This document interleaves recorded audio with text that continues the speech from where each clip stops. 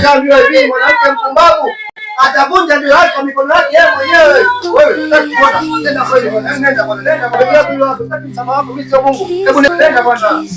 Uniambiwe mzuri, nenda kwa wewe mzuri. Hivi Tuga wapi? Mikumi nyema tina kibao madume majike yote hapo. Sasa kunichosha bwana. Watu wazuri wapo, sio wewe dada yangu, sio wewe Twiga. Tena nikuspray Twiga. Mikumi wapo. Sijui wapi Kilimanjaro uko wapo. Hapo wewe.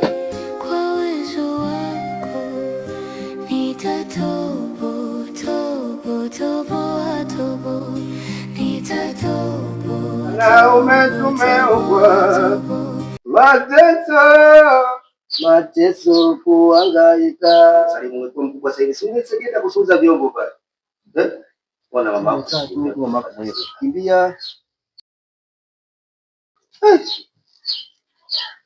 Wanaume tumeumbwa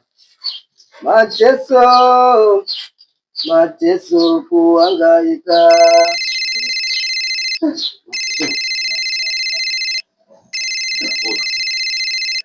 Halo bosi. Ndio. Nakuja mkuu. Yaani dakika 10 nyingi. Niko na shughuli hapa namalizia kidogo. Dakika 10 nyingi. Hapa tena hapa. Sasa mbona tena baba? Nipo kwenye kiaje? Kiza kizito.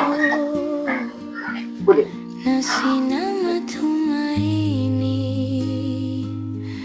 Wapi pa kupapasa?